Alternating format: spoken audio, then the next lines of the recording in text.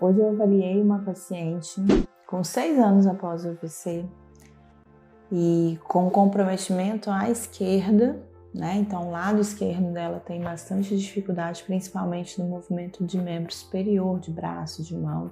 E a primeira coisa que a gente via quando olhava para o braço dela é um inchaço, o braço mais vermelho, uma alteração importante assim no visual mesmo do braço, como ele estava diferente em relação ao outro, tanto do braço quanto da mão.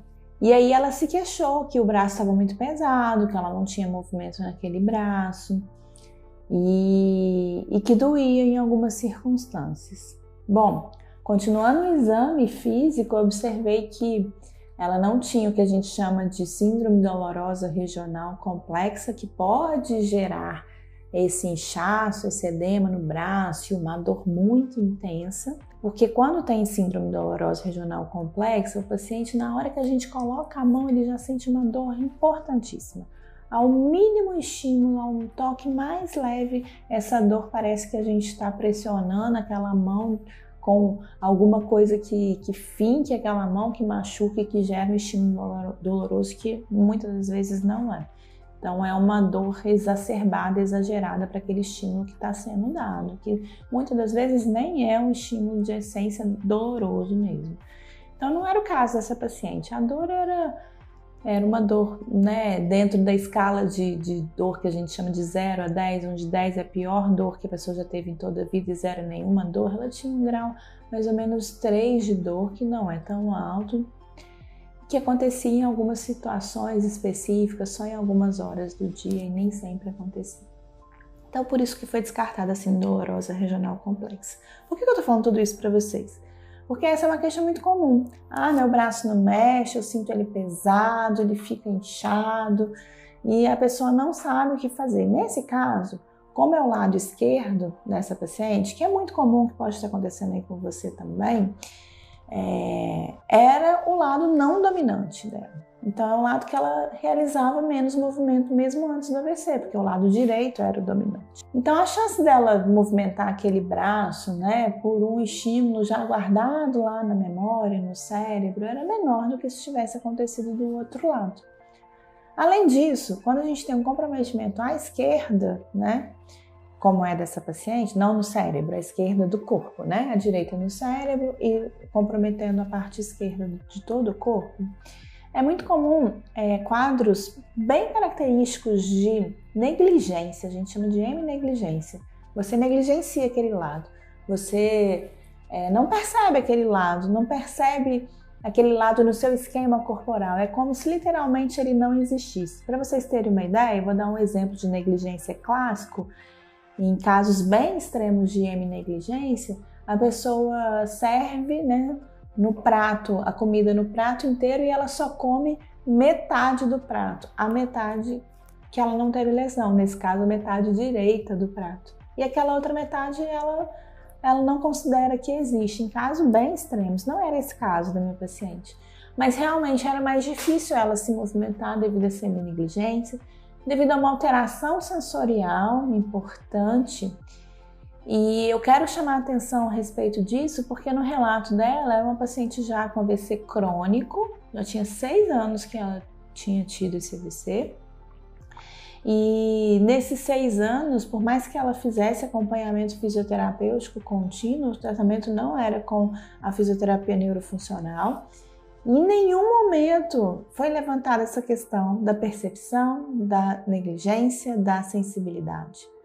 E a gente precisa abordar, né, nós como profissionais, os pacientes nessa questão. Se não sente, para que vai movimentar? Se não percebe, não tem o porquê movimentar. E aí esse braço, esse membro vai ficando cada vez mais parado. Então o fato é, esse estímulo precisa acontecer. Então, mesmo que você tente se movimentar aí e você não consiga de jeito nenhum, algumas estratégias, e eu vou dar dicas de algumas delas aqui hoje para vocês, é importantíssimo você ter em mente.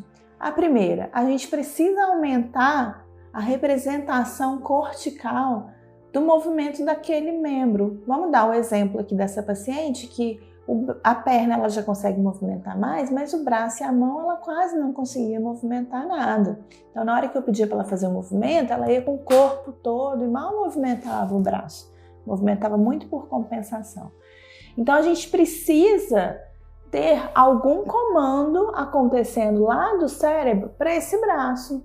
Se eu não tenho mais a representação daquele movimento no cérebro, que provavelmente foi a área de lesão, no caso dela foi realmente, a área que lesionou no cérebro foi a área responsável por mandar para realizar o movimento desse braço. Não existe mais esse comando, então a gente tem que passar esse comando para outra parte do cérebro. Para isso, a gente primeiro tem que pensar no movimento. Então, a imagética tem sido uma possibilidade terapêutica inicial bastante interessante para aqueles pacientes que realmente não têm nada de movimento. E aí, quando eu falo imagética, é você estar num local tranquilo, silencioso, com concentração, sem perder esse foco, concentrado no seu corpo, naquilo que você está imaginando e preferencialmente imaginando movimentos que você está fazendo com aquele membro superior, no caso dessa paciente, e movimentos que pode ter já acontecido antes do AVC, que te tragam uma conexão emocional, porque aí o cérebro começa a trabalhar em rede de forma mais efetiva, né? Eu brinco com alguns pacientes, imagina que você está levantando o canudo lá da sua formatura, que é uma coisa marcante na vida de qualquer pessoa, ou imagina que você está carregando seu filho no colo, né? Ou imagina que você está assinando lá um contrato muito importante.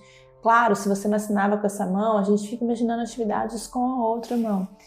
Então isso gera conexões neuronais e uma rede de comando muito maior. E aí, uma segunda dica é, pense, pode pensar, pense à vontade nesse movimento. Mas também talvez você pode gravar no próprio WhatsApp, no seu celular, grava você mesmo, ou pedir para o seu fisioterapeuta gravar, você narrando esse movimento. Então, você levantou a mão para, por exemplo, balançar o canudo, se for esse exemplo, ou para escovar o dente, ou para pentear o cabelo, seja lá o que for. Então, você vai tirar a mão da mesa, vai dobrar os dedos, vai levantando a mão em direção até... Vamos pensar no escovar o dente, em direção à boca, aí você vai tirar o cotovelo da mesa se você estiver sentado, vai levantar um pouco mais o cotovelo e aí vai tentar dobrar e esticar a mão para cima e para baixo, mexendo o antebraço, vai tentar levar a mão em direção à outra orelha para escovar lá no fundo, depois voltar na direção da orelha do mesmo lado. Então você vai narrando. Pode ser você filmar aí como que você faz com o lado menos acometido e você perceber o que eu faço, como que é que tem que ser feito esse movimento. E aí você vai vendo o que você gravou e você vai narrando, gravando um vídeo, um áudio mesmo, para você depois escutar isso. À medida que você vai escutando e pensando, a gente reforça ainda mais essa capacidade do cérebro mandar o comando realmente para a execução desse movimento. E é claro, se você não faz nada, precisa da ajuda. Um terceiro ponto aí de dica é a ajuda da outra mão, de outra pessoa, de um bastão. Tem vários vídeos aí para quem não consegue fazer nada no canal e que podem ter uma assistência de um bastão, de uma toalha, de um lençol, de um rolo, assistência de uma outra pessoa, de uma bengala, enfim, para ajudar com o movimento da outra mão, ajudar o movimento do lado mais acometido. E aí a gente tem também a eletroterapia, a gente usa muito FaCe, então essa é a quarta dica. A gente utilizar a eletroterapia para ajudar na ativação mais periférica desse músculo. Se a gente conseguir associar o pensamento com a ativação, com a execução que a eletro dá, que o FaCe dá no músculo, seria uma dobradinha aí muito interessante. E aí o que acontece é que às vezes de uma hora para outra, quando você menos espera, consegui fazer determinado movimento.